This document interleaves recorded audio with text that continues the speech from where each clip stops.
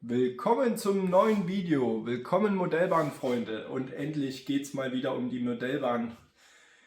Einer hat letztens in den Kommentaren geschrieben, wir wollen noch mal wieder was zur Modellbahn sehen. Und es wird, wie im Thumbnail schon gesehen, um diesen Vergleich dieser Babelsberger gehen. Einmal hier Pico, einmal Tillich. Ihr seht schon, die haben ein bisschen Unterschiede, obwohl sie auf den ersten Blick wirklich sehr gleich aussehen, und ich will doch auf das Ganze heute etwas eingehen. Bitte versteht, das ist meine persönliche Empfindung. Die kann abweichen von dem, was ihr so an Erfahrungen gesammelt habt. Das sind vor allem Erfahrungswerte. Ich möchte natürlich neutral wie möglich euch das Ganze präsentieren. Aber ich möchte auch wirklich ganz klar sagen, das sind meine Empfindungen und die können auch ein Stück weit abweichen, denn ich habe nicht 20.000 Modelle und habe alles gefahren. Das heißt, ihr dürft mir gerne dazu Kommentare schreiben, was eure Erfahrungen sind, aber lasst uns bitte dabei wie immer fair und anständig bleiben. Es gibt für mich ein paar generelle Sachen, auf die ich jetzt direkt am Anfang eingehen möchte. Und das bezieht sich vor allem darum, warum die Pico hier im Nachgang bei mir Einzug gehalten hat. Der ein oder andere kennt die Tillich schon aus meinen Fahrvideos, und warum die hier weggehen wird und die Pico Einzug gehalten hat und warum ich mir die überhaupt nochmal gekauft habe. Darauf werde ich heute so ein bisschen eingehen. Und jetzt direkt am Anfang ist vor allem der Hauptgrund, und das werde ich dann im Video auch noch ein bisschen zeigen, die Pico kannst du ganz einfach innerhalb von Minuten, wenn du es schnell machen möchtest, mit Sound nachrüsten. Die Tillich bietet bis heute ab Werk keinen Sound an. Tillich allgemein bietet das nicht an. Und das ist für mich im Jahr 2026 für die moderne Modellbahnerei, vor allem wenn wir immer davon reden, dass wir die Spur TT voranbringen wollen, ein Shame, muss ich wirklich sagen. Also Tillich hat ja, auch wenn die Gehäuse öfters älter sind, die Entwicklungen, immer wieder darunter einiges getan, Platine etc., Motoren. Das ist auch soweit alles gut und schön. Aber wieso kann man im Jahr 2026 eine Lokomotive nicht ab Werk mit Sound anbieten, was bei Pico, Rocco, Arnold ganz normaler Standard in TT ist? Und wir wollen ja gerne, dass Leute aus H0 und N zu uns zu TT kommen, und dort ist das Standard. Und Tillich, die sich nach wie vor Marktführer in der Spur TT schimpfen, schaffen dies einfach nicht. Und bitte versteht mich hier nicht falsch, das ist kein Bashing, das ist für mich eine ganz normale Sache, wenn man, auch wenn das alles Spielzeug ist, aber wir reden hier über einen Markt, wir reden über Kaufinteresse, wir reden über Marktumstände, und da kann es für mich nicht sein, dass eine Tillich-Lok ab Werk nicht mit Sound kaufbar ist. Ich bekomme bei Arnold oder Rocco diese Fahrzeuge mittlerweile für unter 300 Euro ab Werk mit Sound ausgerüstet, und das sind wirklich heutzutage gute Soundsachen. Ja, Geschmäcker sind da verschieden und ja, nicht jeder mag Sound, auch das ist mir vollkommen klar. Aber für mich ist das heute substanziell, sage ich ganz klar, und deswegen wird es die Pico Lok sein, die langfristig nach Blankenheim kommt. Und die Tillich wird gehen, auch wenn es ein schönes Modell ist, auch wenn sie ein paar Sachen hat, wo ich sage, wie zum Beispiel freistehende Handläufe, die die Pico hier nicht hat, die mir besser gefallen. Aber trotzdem sind es dann so Feinheiten wie das original silbrige Dach bei der Pico hier, wo Tillich, und ich habe andere Varianten von heutigen, wo einfach ihre Standardfarben verwendet werden, statt einfach mal 5 bis 10 Minuten mehr recherchiert vom Produktmanagement, um dann die richtige Dachfarbe darzustellen. Pico kann das, andere können das, und Tillich beweist jedes Mal, dass da irgendwie die Punkte sind, wo man sich dann aufregt als Modellbahner. Und da muss ich wiederum sagen, das ist jetzt hier zu hell, der Druck an sich, die Darstellung, das macht Tillich immer wieder wirklich gut, und da sind sie weit vorne dabei, also auch was die Druckqualität und solche Sachen angeht, saubere Kanten und so, da verstehe ich dann immer nicht, warum sie es dann in solchen Dingen verhühnern, sage ich jetzt mal nett. nicht nachvollziehbar. Aber gut, ich habe da schon mal ein anderes Video gemacht über die BA 143, den Ruhrschreck. Und da gab es dann sehr gespaltene Meinungen.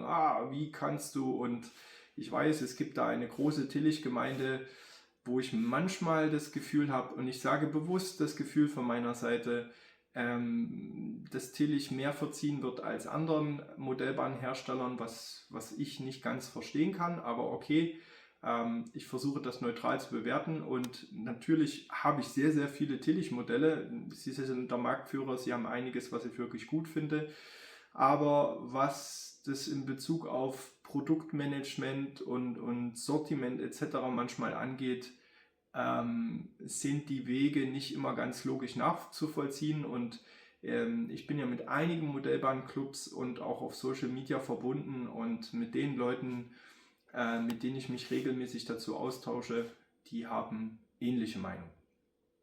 So, das soll jetzt aber nicht heißen, dass das hier eine Generalabrechnung ist, um Gottes Willen. Ich bin nach wie vor Modellbahn-Fan und freue mich über jeden Hersteller, der tolle Modelle rausbringt. Aber das wollte ich einfach mal dazu gesagt haben, weil das ist nach wie vor einer der Gründe, warum die 228 von Pico hier bleiben wird. Und die wird einen neuen Besitzer finden. Auch die ist übrigens digital mit einer 651 Schnittstelle. Die hat einen Plux 22, glaube ich, ist das jetzt neu.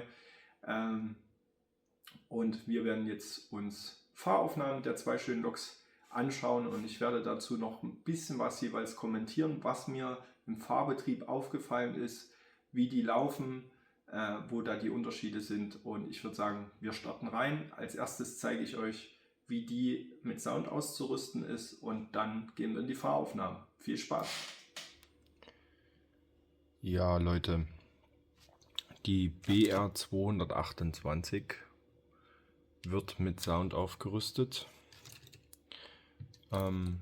Ich finde bei Pico sehr angenehm, dass diese Soundkits nicht wundern. Hier sieht es ein bisschen chaotisch aus, aber die kommen so, wenn man die Lok nicht direkt ab Werk mit Sound kauft, kann man das eben nachkaufen mit einem Lautsprecher und einem Decoder.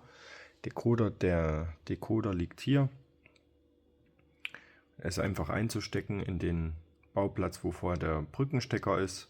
Und bei der 228 ist die Platine zu entfernen und darunter befindet sich, kann ich das hochziehen, ja, eine Tasche für den Sounddecoder. Das hatte ich quasi gerade schon mal die Kabel wieder ein bisschen gezogen. Ich muss ehrlicherweise sagen, was mir hier an der Pico-Lok gefällt, wie gut und ordentlich die Kabel verlegt sind und wie man sich auch Gedanken gemacht hat, die zu positionieren. Das war nicht immer so. Und das ist auch nicht nur Pico, also es gibt genügend andere Hersteller, da machst du auf und dir sprengt es erstmal Kabel entgegen. Die sind jetzt hier auch ein bisschen lang, die hätte ich einkürzen können, aber ich habe sie hier so schön ordentlich gedreht. Das stört dann nicht, da der Decoder auch noch ein bisschen höher ist, haben die dann hier Spielraum. Falls ich den hier ausbauen will, das sind ja Standard Soundbausteine, da habe ich noch welche, dann könnte ich den irgendwo anders verwenden. Da finde ich es immer ein bisschen blöd, wenn man dann die Kabel einkürzt, aber das ist Geschmackssache. Und vor allem sind die Litzen hier vorne schon dementsprechend vorbereitet. Und wenn ich jetzt dieses dünne Kabel abknipsel, dann gibt es Aufwand. Deswegen habe ich das so gemacht und ich würde sagen, ich fange jetzt hier an, die Lok komplett zusammenzubauen. Dann mache ich mal die erste Fahrprobe, dann programmiere ich die Lok und dann würde ich sagen, machen wir mal den Vergleich Tillich versus Pico.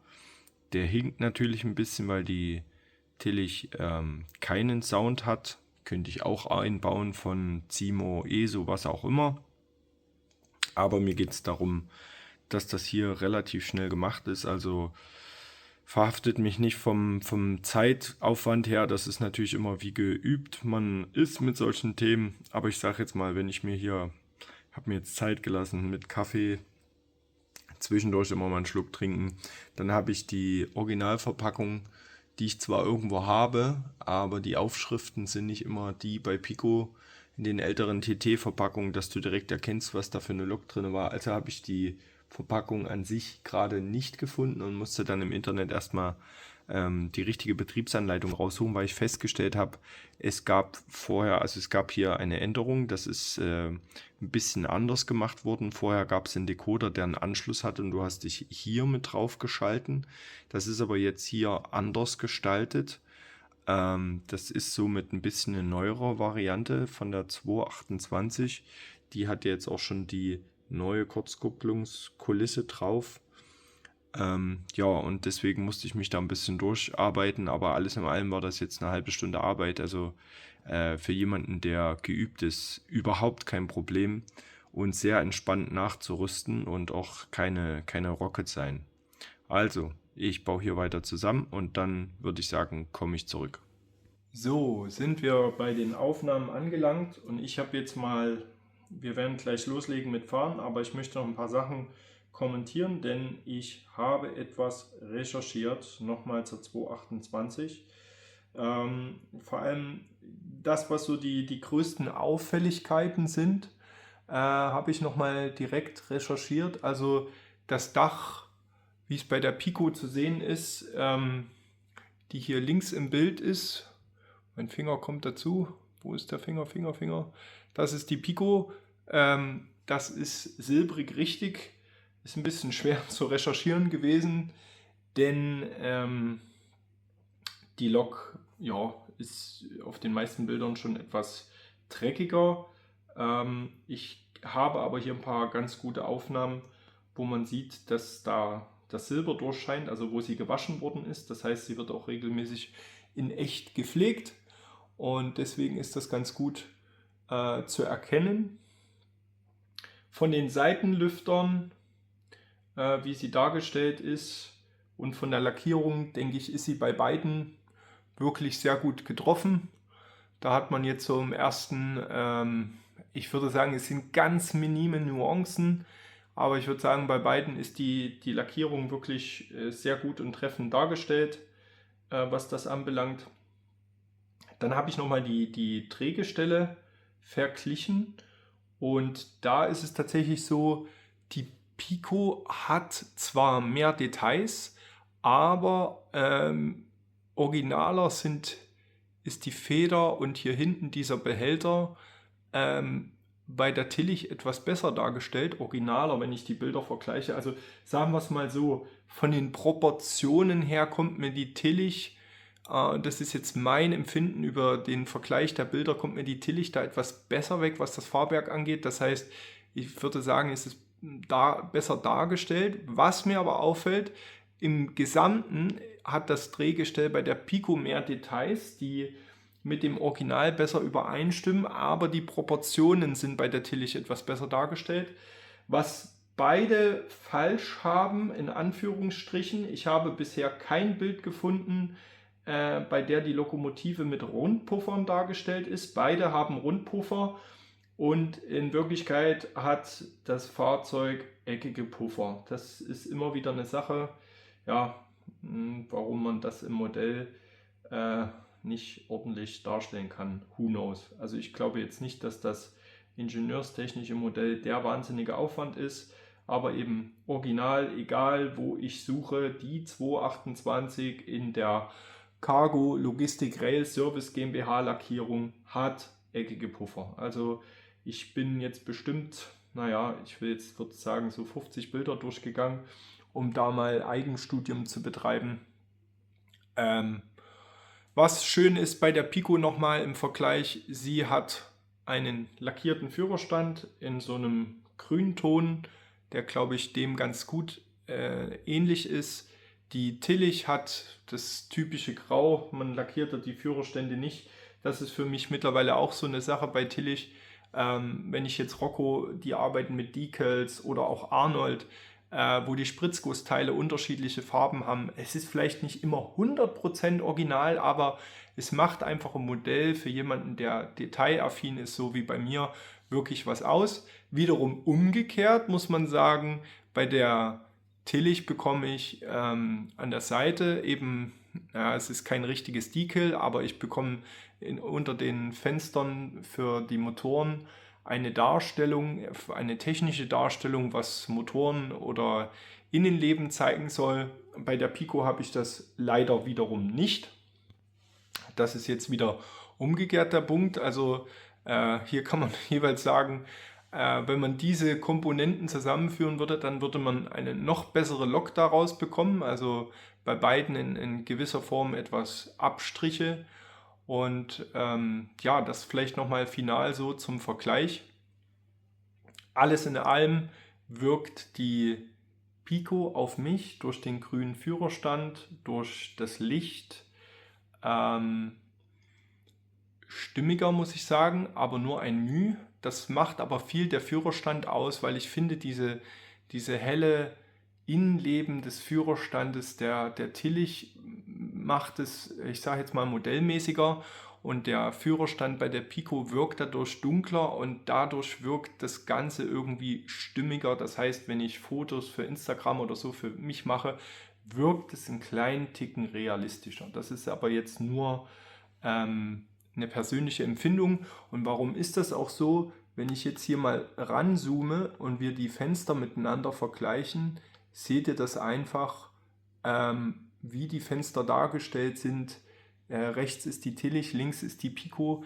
Das wirkt bei der Pico für mich einfach etwas realistischer, obwohl ich dort leider eben die gegossenen Handläufe jeweils mit habe und die nur ganz dezent bedruckt oder lackiert sind. Und bei der Tillich sind sie freistehend, was da wiederum schöner wirkt. Aber im Gesamten vom Draufschauen, wenn ich jetzt nicht so nah ranzoome, wie wir das jetzt hier gerade tun, wirkt die Pico für mich einen Tacken stimmiger. So, jetzt habe ich hier genügend meinen Senf dazugegeben. Wir lassen fahren und gucken uns die beiden im Betrieb an. Und was wir als erstes machen, wir starten den Pico Sound der 228, den ich da eingebaut habe. Ich habe die Lok programmiert. Das ist jetzt schon 1-2 Wochen her. Und wir schauen mal, was die zu sagen hat. Das ist die falsche Richtung. Da geht das Licht an. Auf der anderen WLAN-Maus suche ich derweil mal die andere 228. Die hat ja 2 Motoren, die 228. Deswegen starten wir den ersten. Und das Interessante ist, nee, das wollte ich jetzt nicht. Ich wollte nicht sanden, sondern es gibt hier, soweit ich das noch im Kopf habe, einen Motorstart, den ich etwas länger hier, den wollte ich. So, dann muss ich wohl mit vorwärmen.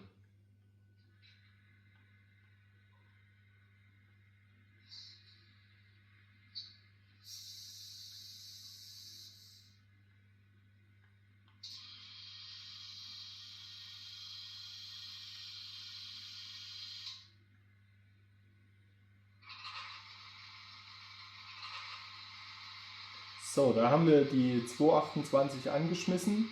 Ich gehe hier gerade noch meine Liste durch auf meiner Multimaus. Ich fahre im Hintergrund einmal auf der App mit der Z21 die Pico 228 mit Sound,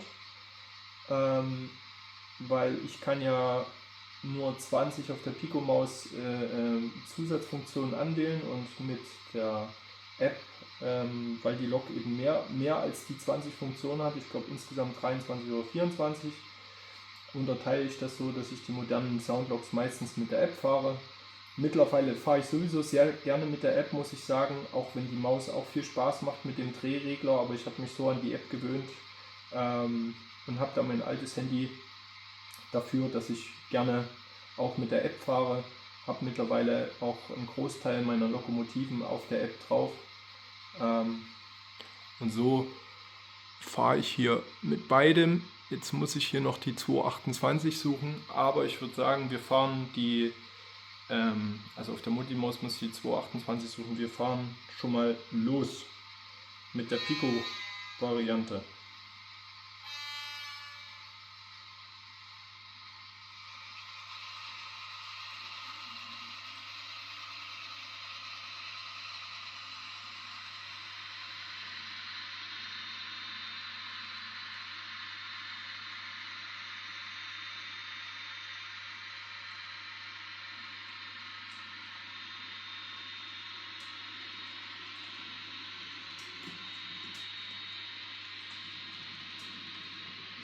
Und hier habe ich die andere, hat jetzt ewig gedauert. Wir lassen den Zug noch durchlaufen. Ja, es sind wieder die Gigagutwagen, meine Lieblinge mittlerweile. Da passt auch jede Privatbahn-Lokomotive davor.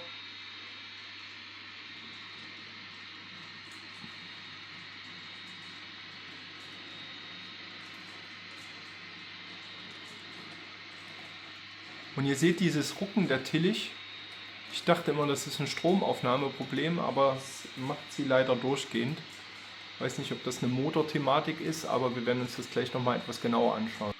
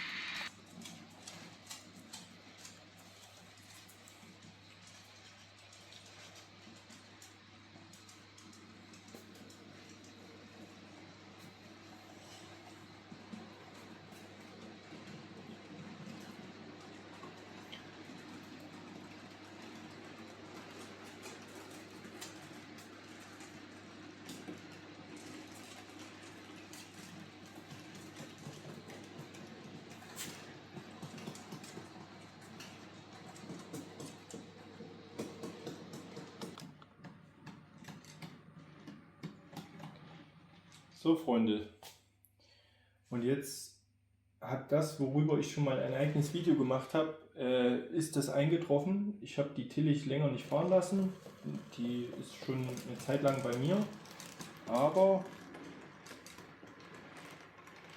naja, wir hören es jetzt gerade nicht so richtig, aber sie hat vermutlich einen Ritzelschaden, denn sie klackert. Und ich habe darüber ja ein eigenes Video gemacht, das verlinke ich euch jetzt hier auch nochmal. Und ich will das nicht nur direkt Tillich zuschreiben, denn das Problem betrifft leider alle Hersteller.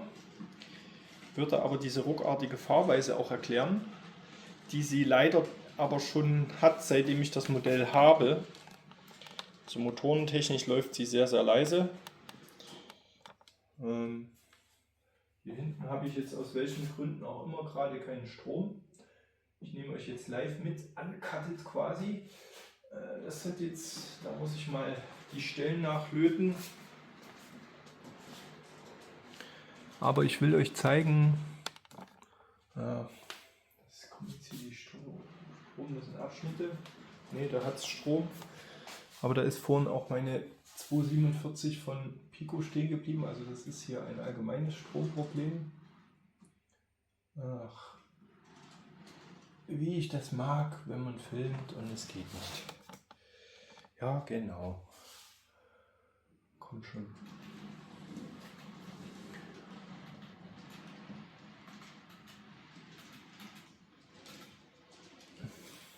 So, jetzt gehen wir mal hier auf der Abfahrt drauf ein. Da ist es oft weniger mit dem Rucken, weil die Fahrzeuge, wenn es welche hat, die solche Probleme haben, die hat jetzt, also das hatte ich gemeint, sie hat auch ziemliche Stromaufnahmeprobleme schon immer. Ich habe sie schon mehrfach offen, aber es ist innen eigentlich alles technisch wunderbar.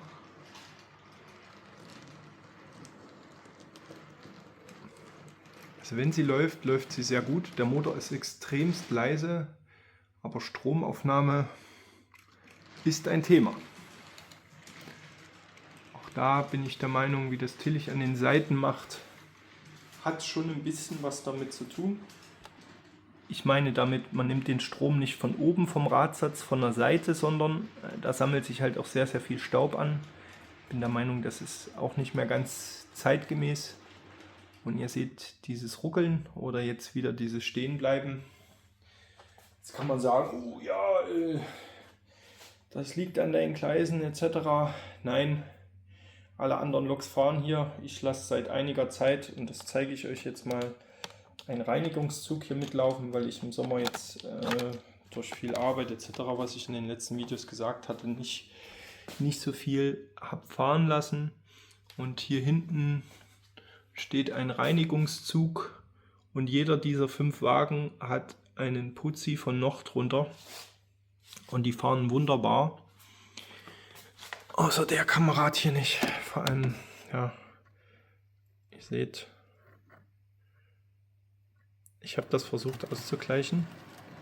Ich weiß nicht, ob es baubedingt ist. Eben wenn sie fährt, fährt sie sehr gut.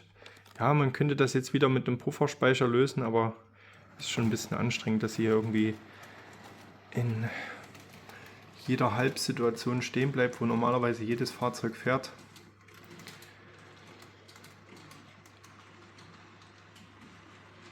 Ich werde mir dann noch mal was überlegen. Steigert jetzt nicht zwingend den Verkaufspreis, das weiß ich selber. Aber it is what it is. Nicht?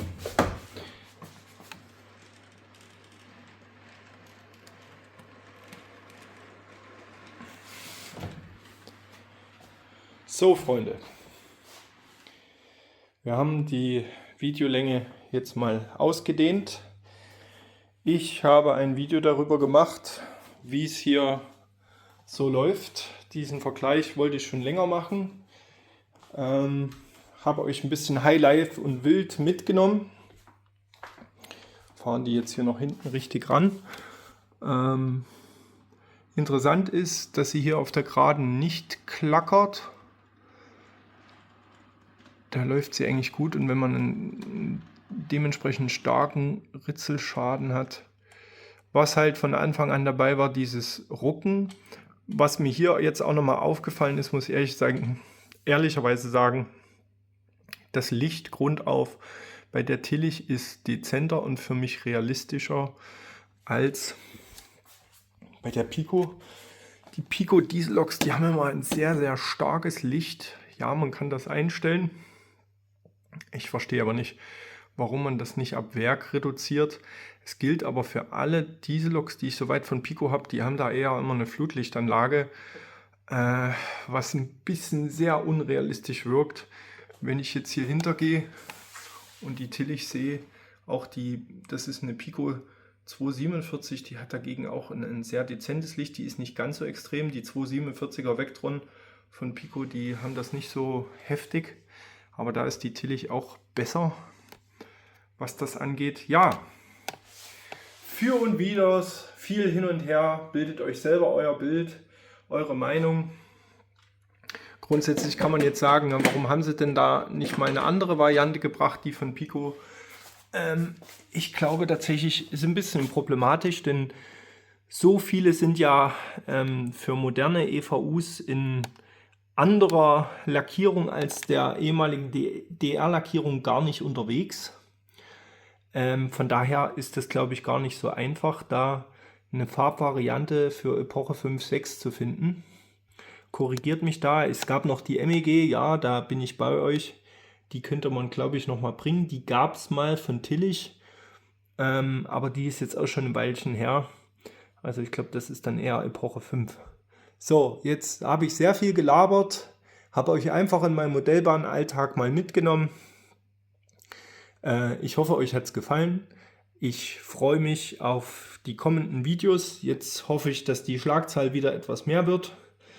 Der Keller ist trocken, die Lichtschächte sind sauber und gereinigt. Wie wir sehen, es hat sehr lange nicht geregnet, aber es gab jetzt mal wieder Starkregenereignisse.